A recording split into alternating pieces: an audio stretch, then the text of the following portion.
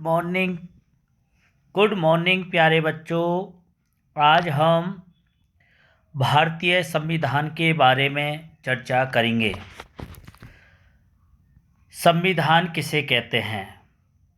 संविधान एक लिखित कानूनी दस्तावेज है। भारत का संविधान विश्व का सबसे बड़ा संविधान है। भारतीय संविधान का जनक डॉक्टर भीमराव अंबेडकर को कहा जाता है। भारतीय संविधान में वर्तमान में 395 अनुच्छेद, 12 अनुसूची और 22 भाग हैं।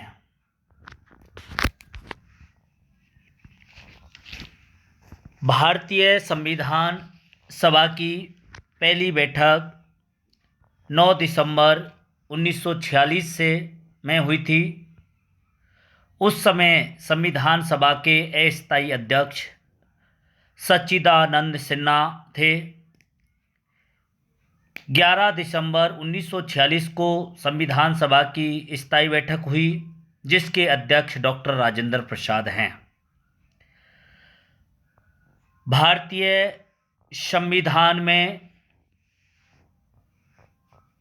को बनने में 2 वर्ष 11 माह और 18 दिन का समय लगा। कितना? 2 वर्ष 11 माह और 18 दिन का समय लगा।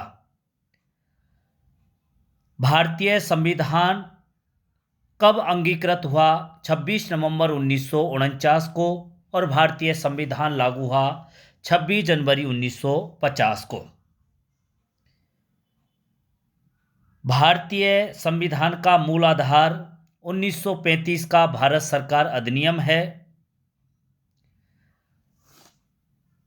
वर्तमान में मौलिक कर्तव्यों की संख्या 11 है और वर्तमान में मौलिक अधिकार 6 हैं। इसके अलावा जो 7वीं अनुसूची है उसमें राज्यों और संघों के मध्य अधिकारों का उल्लेख है, यानी 3 सूची हैं: संघ सूची, राज्य सूची और समवर्ती सूची। 8वीं अनुसूची में 22 भाषाओं का उल्लेख है। तो इस प्रकार कुछ मुख्य बिंदु थे, उन पर बच्चों आज हमने चर्चा की। अब हम हमारे पाठ का विस्तृत विवरण आज इस वीडियो के माध्यम से देंगे। पाठ नंबर 12, संविधान का निर्माण, एक नए युग की शुरुआत।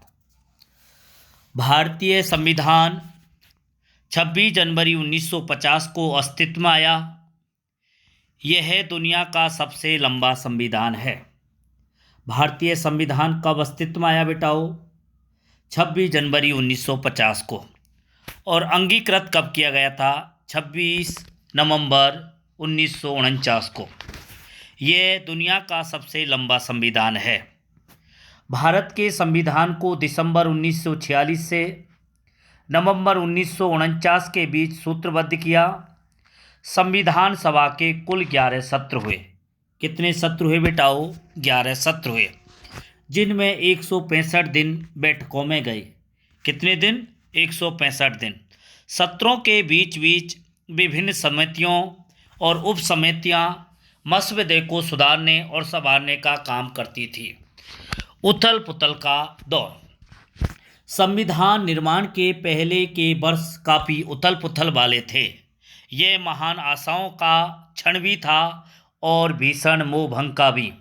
15 अगस्त 1947 को भारत आज़ाद तो कर दिया गया, किंतु इसके साथ ही इसे विभाजित भी कर दिया गया। पूछा जाता है बेटाओ, भारत आज़ाद कब हुआ? 15 अगस्त 1947।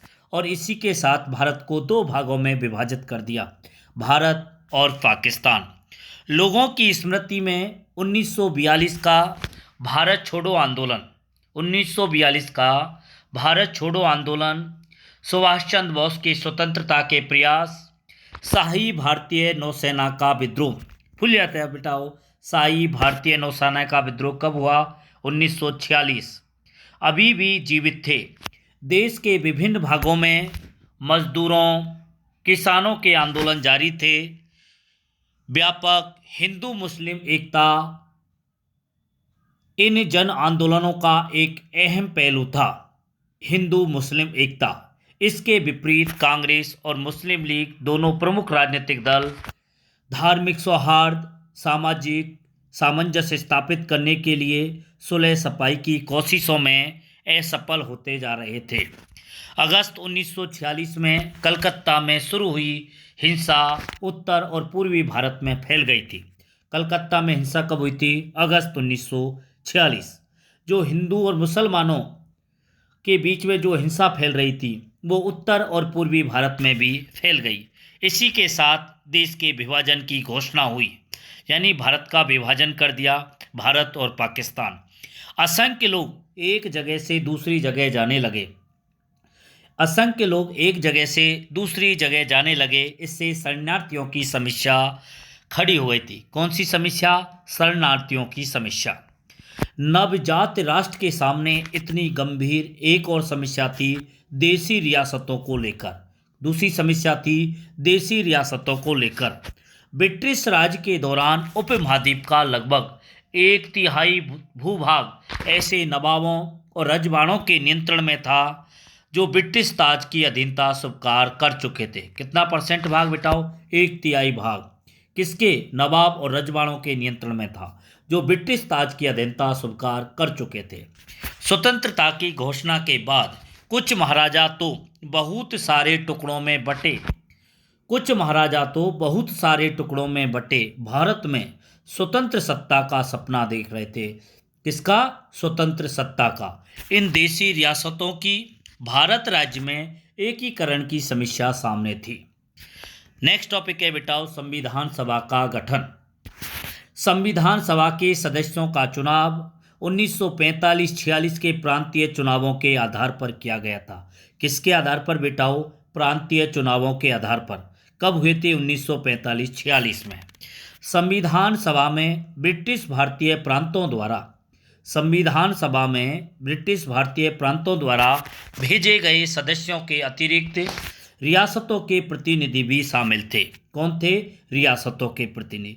उन्हें इसलिए शामिल किया गया था क्योंकि ये राज्य एक एक करके भारतीय संघ में शामिल हो चुके थे। मुस्लिम लीग ने संविधान सभा का बहिष्कार किया। किसने? मुस्लिम लीग ने संविधान सभा का बहिष्कार किया तथा एक अन्य संविधान बनाकर उसने पाकिस्तान की मांग जारी रखी। किसकी मांग? पाकिस्तान की। समाजवादी भी शुरुआत में संविधान सभा से परे थे, जिसके कारण उस दौर में संविधान सभा एक ही पार्टी का समूह बनकर रह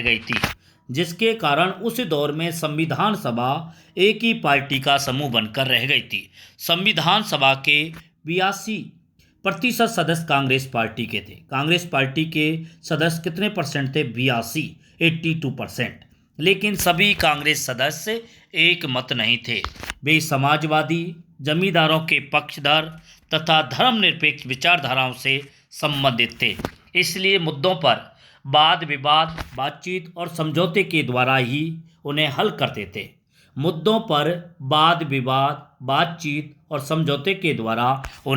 करते थे।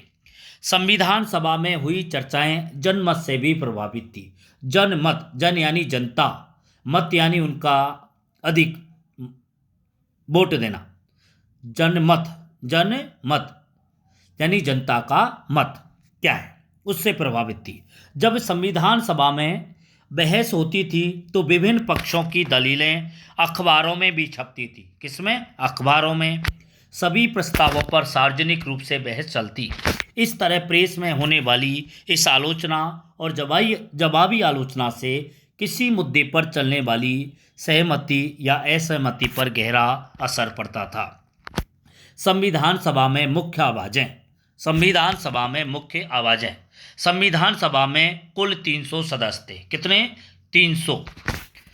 इनमें से 6 सदस्यों की भूमिका काफ़ी महत्वपूर्ण दिखाई देती है। कितनी सदस्यों की महत्वपूर्ण भूमिका थी? 6 सदस्यों की। नेहरू ने उद्देश्य प्रस्ताव 13 दिसंबर 1946 तथा तिरंगे झंडे का प्रस्ताव प्रस्तुत किया। भूल जाता था बेटा, उद्देश्य प्रस्ताव कब और किसने प्रस्तुत किया था? तो 13 दिसंबर 1946 में पंडित जवाहरलाल नेहरू। पंडित जवाहरलाल नेहरू भारत के प्रथम प्रधानमंत्री थे। पटेल ने सरदार वल्लभ भाई पटेल ने पर्दे के पीछे रहकर कई प्रारूपों को लिखने में मदद की तथा विरोधी विचारों के बीच सहमति पैदा करने में महत्वपूर्ण भूमिका अदा की। राजेंद्र प्रसाद संविधान सभा के अध्यक्ष थे। भूल जाता है बेटा, संविधान सभा के अध्यक्ष कौन थे? राजेंद्र प्रसाद। Doctor B R. अम्बेडकर संविधान की प्रारूप समिति के अध्यक्ष थे। भूल जाता है, संविधान की प्रारूप समिति के अध्यक्ष कौन थे? Doctor B R. अम्बेडकर। गुजरात के के.एम. मुंशी और मद्रास के अल्लादी कृष्णा स्वामी अय्यर दोनों ने ही संविधान के प्रारूप में महत्वपूर्ण सुझाव दिए। इन 6 सदस्यों को 2 प्रशासनिक अधिकारी बी.एन. राव, एस.एन. मुखर्जी, कौन कौन 2 प्रशासनिक अधिकारी थे? बी.एन. राव संविधान सभा के संवैधानिक सलाहकार थे। बी.एन. राव और एस.एन. मुखर्जी जटिल प्रस्तावों को स्पष्ट वैदिक भाषा में व्यक्त करने की क्षमता रखते थे। इस कार्य में कुल मिलाकर 3 वर्ष लगे, यानी कितना समय लगा था? 2 वर्ष 11 माह और 18 दिन, यानी लगभग 3 वर्ष। इसी दौरान हुई चर्चा कोई मुद्रित रिकॉर्ड 11 भारी भरकम खंडों में प्रकाशित हुए। कितने खंडों में? 11। संविधान की दृष्टि। उद्देश्य प्रस्ताव 13 दिसंबर 1946 को जवाहरलाल नेहरू ने संविधान सभा के सामने उद्देश्य प्रस्ताव पेश किया। इस प्रस्ताव में भारत के मूल संविधान के आदर्शों की रूपरेखा प्रस्तुत की गई। किसकी? भारत के मूल संविधान के आदर्शों की रूपरेखा। इसमें भारत को स्वतंत्र संप्रभु गणराज्य घोषित किया गया।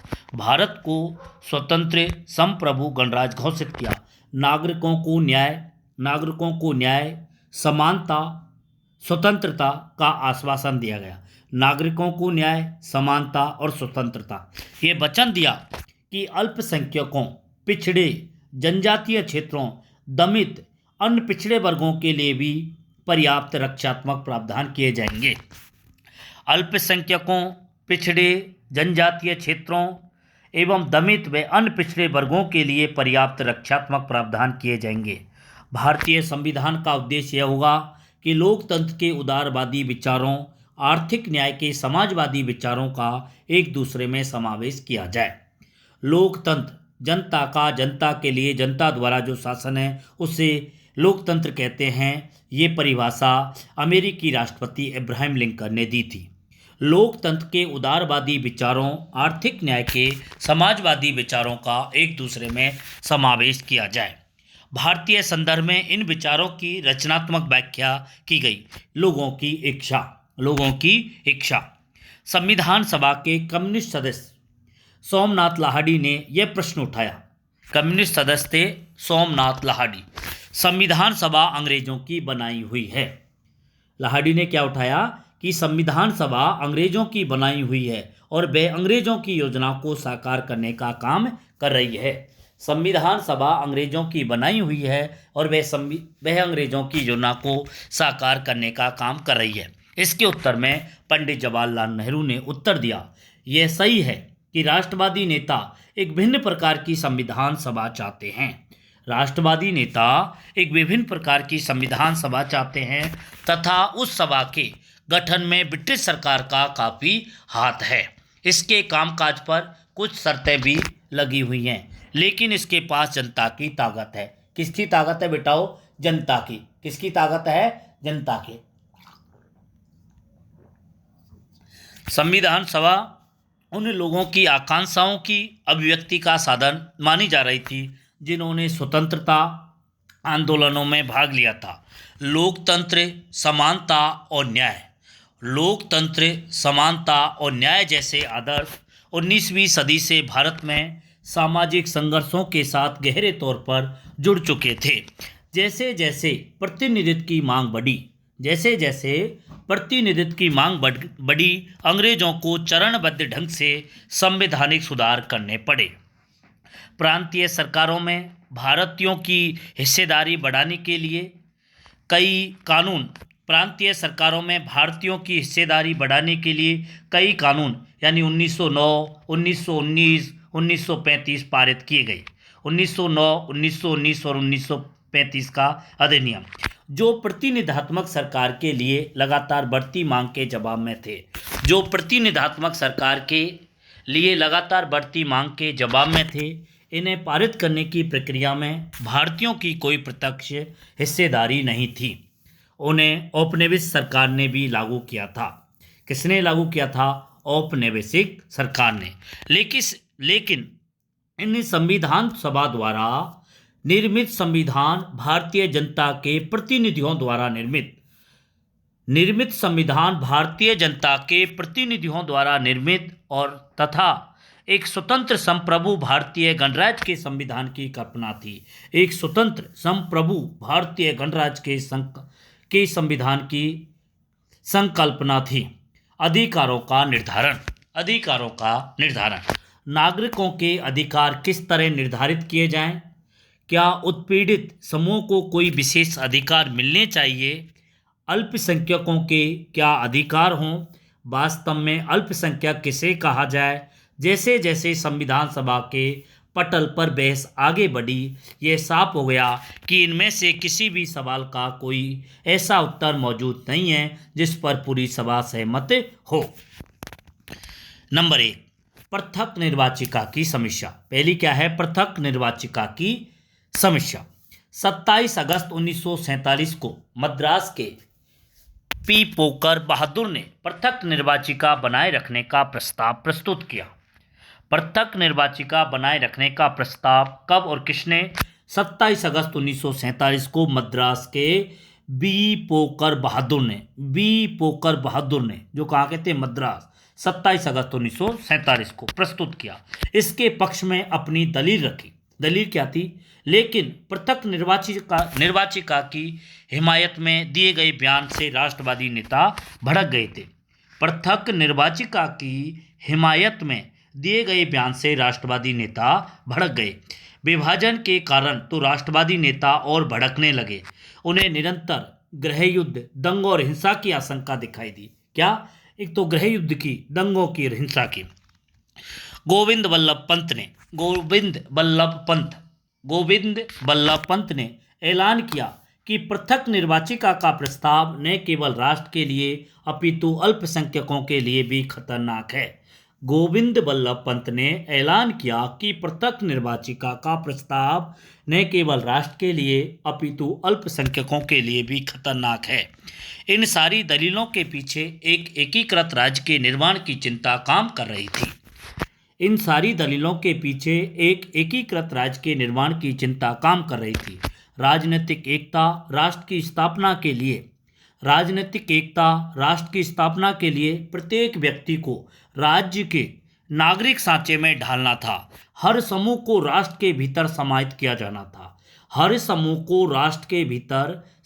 किया जाना था। संविधान नागरिकों को अधिकार देगा।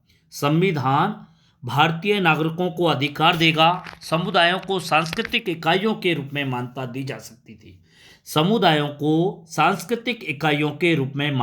जा सकती थी। उन्हें सांस्कृतिक अधिकारों का आश्वासन दिया जा सकता था। लेकिन राजनीतिक रूप से सभी समुदाय के सदस्यों को राज्य के सामान्य सदस्य के रूप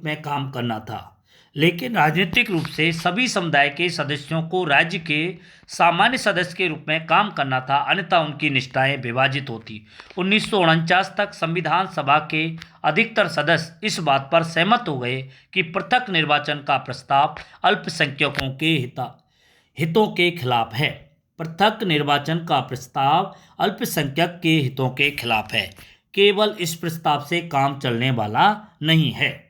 उद्देश्य प्रस्ताव का स्वागत करते हुए किसान आंदोलन के नेता, समाजवादी विचारों वाले एन.जी. रंगा ने क्या आह्वान किया कि अल्पसंख्यक शब्द की व्याख्या आर्थिक स्तर पर की जानी चाहिए। एन.जी. रंगा ने आह्वान किया कि अल्पसंख्यक शब्द की व्याख्या आर्थिक स्तर पर, किस स्तर पर, आर्थिक स्तर पर। रंगा की नज़र में असली अल्पसंख्यक गरीब और दबे कुचले लोग हैं। असली अल्पसंख्यक गरीब और दबे कुचले लोग हैं। किसकी नज़रों में? रंगा, एनजी रंगा की नज़रों में। उन्होंने इस बात का स्वागत किया कि संविधान में प्रत्येक व्यक्ति को कानूनी अधिकार दिए जा रहे हैं। संविधान में प्रत्येक व्यक्ति को कानूनी अधिकार दिए जा रहे हैं, मगर उन्होंने इसकी सीमाओं को चिन्हित किया तथा कहा कि ऐसी परिस्थितियां बनाई जाएं जहां संविधान द्वारा दी गई अधिकारों का जनता प्रभावी ढंग से प्रयोग कर सके। इसलिए गरीबों को सहारे की जरूरत है। इसलिए जो गरीब लोग हैं उनको सहारे की जरूरत है। रंगा ने आम जनता और संविधान सभा में उसके प्रतिनिधित्व का दावा करने वालों के बीच मौजूद विशाल खाई की ओर ध्यान आकर्षित किया। रंगा ने आम जनता और संविधान सभा में उसके प्रतिनिधित्व का दावा करने वालों के बीच मौजूद विशाल खाई की ओर ध्यान आकर्षित किया। रंगा ने आदिवासियों के ऐसी समूहों को गिनाया था। रंगा ने आदिवासियों को भी ऐसे समूहों में गिनाया था। इन समूहों के प्रतिनिधियों में जयपाल सिंह जैसे जबरदस्त वक्ता भी शामिल थे। आदिवासियों का प्रतिनिधित्व कौन कर रहा था? जयपाल सिंह जयपाल सिंह ने आदिवासियों की सुरक्षा तथा उन्हें आम आबादी के स्तर पर लाने के लिए जरूरी परिस्थितियां रचने की आवश्यकता पर सुंदर वक्तव्य दिया। जयपाल सिंह ने आदिवासियों की सुरक्षा तथा उन्हें आम आबादी के स्तर पर लाने के लिए जरूरी परिस्थितियां रचने की आवश्यकता पर सुंदर वक्तव्य दिया। विधायिका में आदिवासियों को प्रतिनिधित्व प्रदान करने के लिए सीटों के आरक्षण की व्यवस्था का होना आवश्यक बताया गया। विधायिका में आदिवासियों को प्रतिनिधित्व प्रदान करने के लिए सीटों के आरक्षण की व्यवस्था का होना आवश्यक बताया गया। हमें हजारों साल तक दबाया गया संविधान में दलितों के अधिकार को किस तरह परिभाषित किया गया जाए। राष्ट्रीय आंदोलन के दौरान अंबेडकर ने दलितों के लिए पृथक निर्वाचिका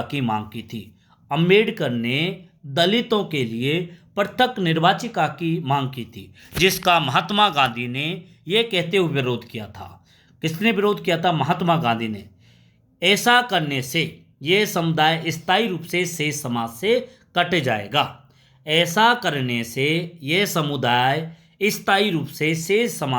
जाएगा। ये किसने कहा? महात्मा गांधी ने। संविधान सभा इस विवाद को कैसे हल कर सकती थी? दलितों को किस तरह की सुरक्षा दी जा सकती थी? इस पर विभिन्न सदस्यों ने अपने अपने सुझाव दिए। अतः संविधान सभा में निर्णय हुआ कि अस्पृश्यता का उन्मूलन किया जाए, यानी छुआछूत को खत्म किया जाए। हिंदू मंदिरों को सभी जातियों के लिए खोल दिया जाए। निचली जातियों को विधायिका सरकारी नौकरियों में आरक्षण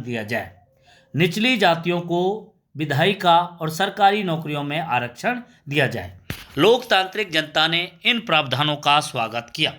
राज्य की शक्तियां 7वीं अनुसूची में राज्यों व संघ के मध्य अधिकारों का उल्लेख है। 3 सूचियां दी गई हैं: संघ सूची, राज्य सूची, समवर्ती सूची।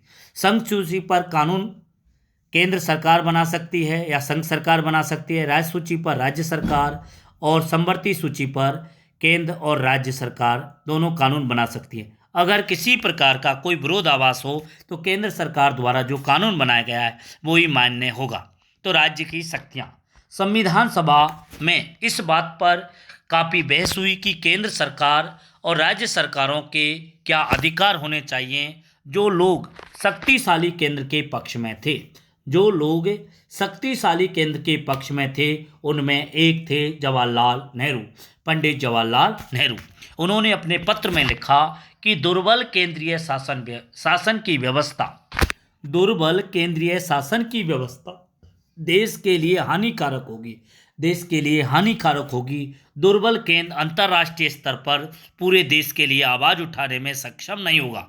दुर्बल केंद्र अंतर्राष्ट्रीय स्तर पर पूरे देश के लिए आवाज़ उठाने में सक्षम नहीं होगा। भारतीय संविधान के मसविदे में विषयों की 3 सूची बनाई गई थी। कितनी सूची बेटाओ? 3 सूची। केंद्रीय सूची, राज्य सूची, समवर्ती सूची। केंद्रीय सूची, राज्य सूची, समवर्ती सूची। पहली सूची के विषय केंद्र सरकार के अधीन होंगे। किसके? केंद्र सरकार। जबकि दूसरी सूची के विषय केवल राज्य सरकार के अधीन होंगे। दूसरी सूची के राज्य सरकार के अधीन। तीसरी सूची के विषय केंद्र और राज्य दोनों की साझा जिम्मेदारी थी। तीसरी सूची के विषय केंद्र और राज्य दोनों की साझा जिम्मेदारी थी। परंतु अन्य संघों की तुलना में बहुत ज़्यादा विषयों को केवल केंद्रीय नियंत्रण में रखा गया। किसके नियंत्रण में? केंद्रीय नियंत्रण में। समवर्ती सूची में प्रांतों की इच्छाओं की उपेक्षा करते हुए बहुत ज़्यादा विषय रखे गए। समवर्ती सूची में भी प्रांतों की इच्छाओं की उपेक्षा करते हुए बहुत ज़्यादा विषय रखे गए। संविधान में राजकोषीय संघवाद की भी एक जटिल व्यवस्था बनाई गई। संविधान में राजकोषीय संघवाद की भी एक जटिल व्यवस्था बनाई गई। कुछ कर जैसे सीमा शुल्क और कंपनी कर से होने वाली सारी आय केंद्र सरकार के पास रखी गई। किसके पास में? केंद्र सरकार, यानी सीमा शुल्क और कंपनी कर। कुछ अन्य मामलों जैसे आबकारी शुल्क और आयकर से होने वाली आय केंद्र और राज्य सरकारों के बीच बांट दी गई। केंद्र और राज्य सरकारों के बीच में जैसे आबकारी शुल्क और आयकर। कुछ अन्य मामलों से होने वाली आय जैसे राज्य स्तरीय शुल्क पूरी तरह राज्यों को सौंप दिया गया। राज्य स्तरीय शुल्क राज्यों को। राज्य सरकारों को अपने स्तर पर पर भी कुछ अधिभार और कर वसूलने का अधिकार दिया गया। राज्य सरकारों को अपने स्तर पर कुछ अधिभार और कर वसूलने का अधिकार दिया गया। उदाहरण के लिए वे जमीन और संपत्ति कर, बिक्री कर, बोतलबंद शराब पर अलग से कर लगा सकते थे। केंद्र बिखर जाएगा। राज्य के अधिकारों की सबसे शक्तिशाली हिमायत मद्रास के सदस्य संत नम ने की थी। किसने की थी? संत नम ने। राज्य के अधिकारों की सबसे शक्तिशाली हिमायत मद्रास के सदस्य संत नम ने पेश की। उन्होंने कहा, न केवल राज्यों को बल्कि केंद्र को मजबूत बनाने के लिए शक्तियों का पुनर्वितरण जरूरी है। क्योंकि शक्तियों का वर्तमान वितरण उन्हें पंगु बना देगा। राजकोषीय प्रावधान प्रांतों को खोखला कर देगा। कैसा कर देगा? खोखला। क्योंकि भू राजस्व के अलावा ज़्यादातर कर केंद्र सरकार के अधिकार में दे दिए गए। किसके अधिकार में? केंद्र सरकार। यदि पैसा नहीं होगा तो राज्यों में विकास परियोजनाएं कैसे चलेंगी? प्रांतों के बहुत सारे सदस्य भी इस तरह की आशंकाओं से परेशान थे। आज हमें एक शक्तिशाली सरकार की आवश्यकता है। प्रांतों के लिए अधिक शक्तियों की मांग से सभा में तीखी प्रतिक्रिया आने लगी कि शक्तिशाली केंद्र की जरूरत को असंख्य अवसरों पर रेखांकित किया जाएगा कि केंद्र है वो शक्तिशाली होना चाहिए। अंबेडकर ने घोषणा की कि वह एक शक्तिशाली एकीकृत केंद्र चाहते हैं। अंबेडकर ने क्या घोषणा की? कि वह एक शक्तिशाली और एकीकृत केंद्र चाहते हैं। 1935 के गवर्नमेंट एक्ट में हमने जो केंद्र बनाया उससे भी ज़्यादा शक्तिशाली केंद्र चाहते हैं। सड़कों पर हो रही जिस हिंसा के कारण देश टुकड़े टुकड़े हो रहा था उसका संदर्भ देते हुए बहुत सारे सदस्यों ने बार बार यह कहा कि केंद्र की शक्तियों में बढ़ोतरी होनी चाहिए ताकि वे सांप्रदायिक हिंसा को रोक सके। विभाजन से पहले कांग्रेस ने प्रांतों को काफ़ी स्वायत्तता देने पर अपनी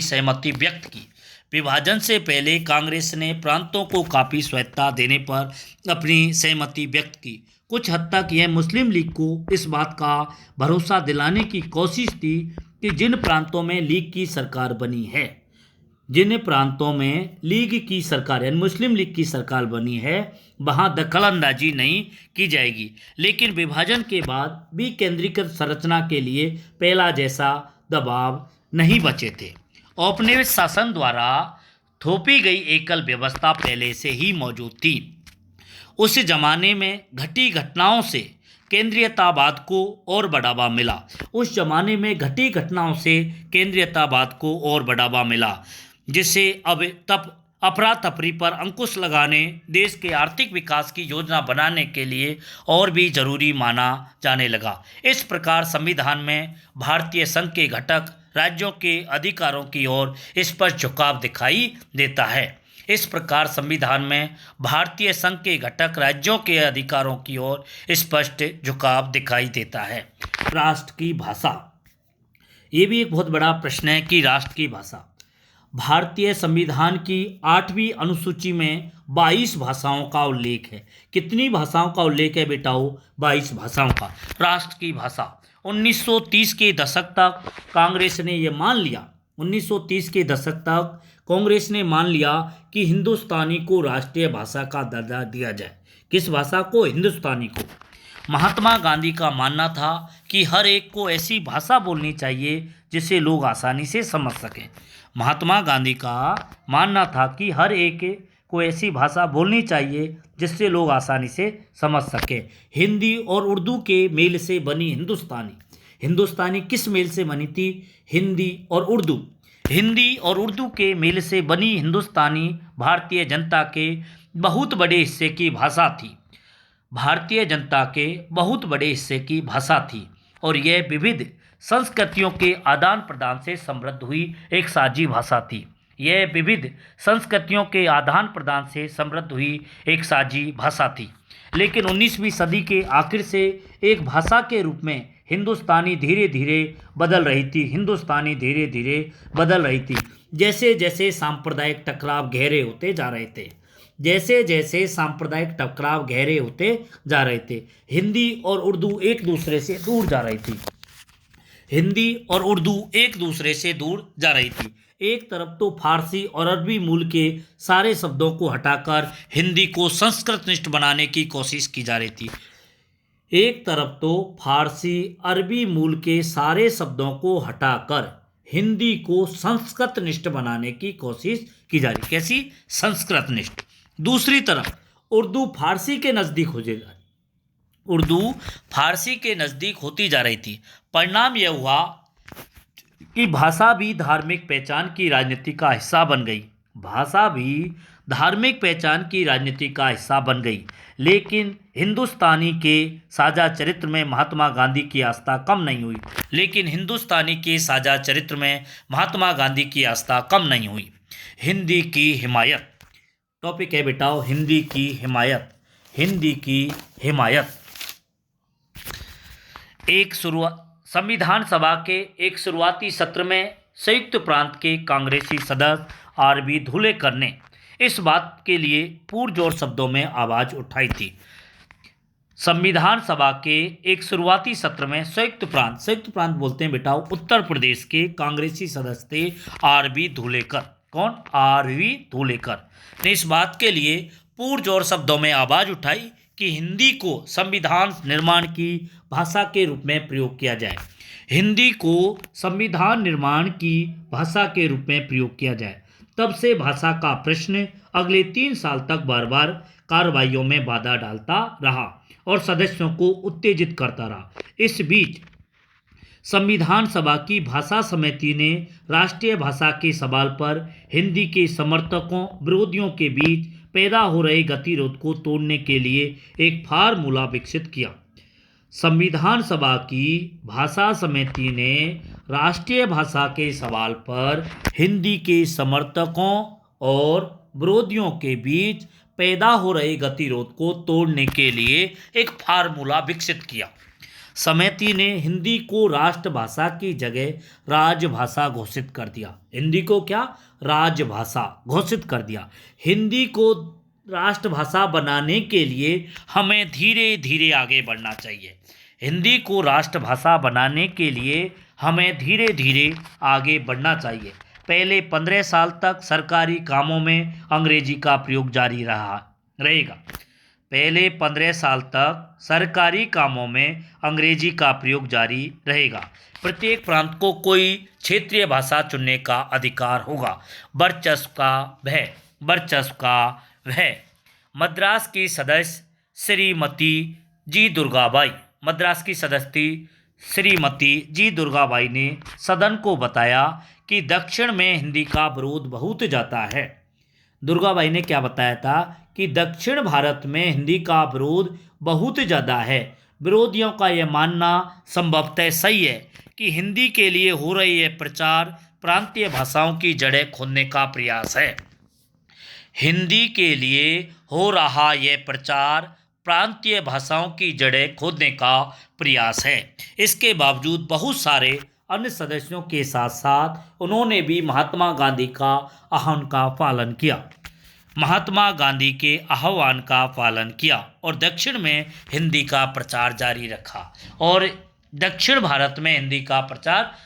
रखा। दुर्गाबाई विरोध का सामना किया, हिंदी के स्कूल खोले, कक्षाएं चलाई।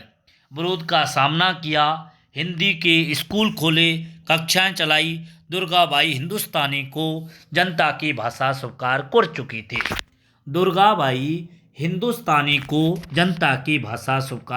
कर चुकी थी। मगर अब उस भाषा को बदला जा रहा था।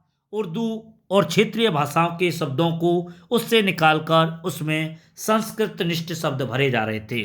उर्दू तथा क्षेत्रीय भाषाओं के शब्दों को उससे निकालकर उसमें संस्कृतनिष्ठ शब्द भरे जा रहे थे। जैसे जैसे चर्चा तीखी होती गई, बहुत सारे सदस्यों ने परस्पर समायोजन और सम्मान की भावना का आह्वान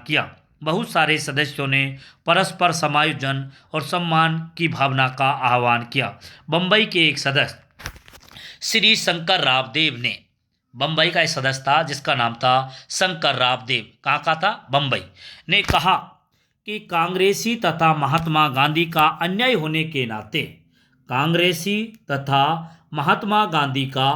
होने के नाते वे हिंदुस्तानी को राष्ट्र की भाषा के रूप में स्वीकार कर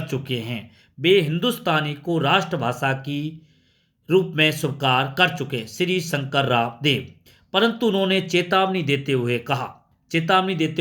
क्या था कि अगर आप हिंदी के लिए दिल से समर्थन चाहते हैं तो आपको ऐसा कोई कदम नहीं उठाना चाहिए जिससे मेरे भीतर संदेह पैदा हो और मेरी आशंकाओं को बल मिले। अगर आप हिंदी के लिए दिल से समर्थन चाहते हैं तो आपको ऐसा कोई कदम नहीं उठाना चाहिए जिससे मेरे भीतर संदेह पैदा हो, मेरी आशंकाओं को बल मिले। मद्रास के श्री टी.ए. रामलिंगम चेट्टियार ने इस बात पर जोर दिया, कुछ भी किया जाए एहतियात के साथ किया जाए। यदि आक्रामक होकर कार्य किया तो हिंदी का कोई भला नहीं हो पाएगा। किसने कहा था? टी.ए. रामलिंगम चेट्टियार, जो मद्रास से थे। निष्कर्ष: भारतीय संविधान गहन विवादों, परिचर्चाओं से गुजरते हुए बना। इसके कई प्रावधान लेन देन की प्रक्रिया के द्वारा बनाए गए। उन पर सहमति तब बन पाई जब सदस्यों ने विरोधी विचारों के बीच जमीन तैयार कर ली। परंतु संविधान के एक केंद्रीय अभिलक्षण पर काफ़ी हद तक सहमति थी। यह सहमति प्रत्येक वयस्क भारतीय को मताधिकार देना। हमारे संविधान की दूसरी महत्वपूर्ण विशेषता है धर्मनिरपेक्षता पर बल। भारतीय संविधान एक धर्मनिरपेक्ष संविधान की बात करता है, यानी भारत का कोई राष्ट्रीय धर्म नहीं है। कोई भी व्यक्ति किसी भी धर्म को अपना सकता है, वो धर्म अपनाने की स्वतंत्रता है, यानी धर्मनिरपेक्षता पर बल दिया। संविधान की प्रस्तावना में धर्मनिरपेक्षता का गुणगान तो नहीं किया गया, परंतु संविधान समाज को चलाने के लिए भारतीय संदर्भ में उसे मुख्य अभिलक्षणों का जिक्र आदर्श रूप में किया गया। मूल अधिकारों में धार्मिक स्वतंत्रता का अधिकार, सांस्कृतिक शैक्षणिक अधिकार, समानता का अधिकार इसके प्रमाण हैं। मूल अधिकारों में धार्मिक स्वतंत्रता का अधिकार, सांस्कृतिक शैक्षिक अधिकार, समानता का अधिकार इसके प्रमाण हैं। संविधान सभा के विवादों में हमें समझ तो आती है कि संविधान का निर्माण में कैसी कैसी विरोधी आवाज़ें उठी और कैसी कैसी मांगें की गई। ये चर्चाएं हमें उन आदर्शों सिद्धांतों के विषय में बताती हैं जिनका वर्णन संविधान निर्माताओं ने किया, परंतु इन विवादों को समझने में हमें याद रखना चाहिए कि आदर्शों को विशेष संदर्भों के मुताबिक बदला गया। इसके अलावा ऐसा भी हुआ कि सभा के कुछ सदस्यों ने 3 वर्षों में हुई चर्चा के साथ साथ अपने विचार ही बदल डाले। कुछ सदस्यों ने दूसरों के तर्कों के प्रकाश में आकर अपनी समझ बदली और खुले दिल और दिमाग से काम किया। कुछ अन्य सदस्यों ने आसपास की घटनाओं को देखते हुए अपने विचार बदल डाले। जय हिंद, जय भारत।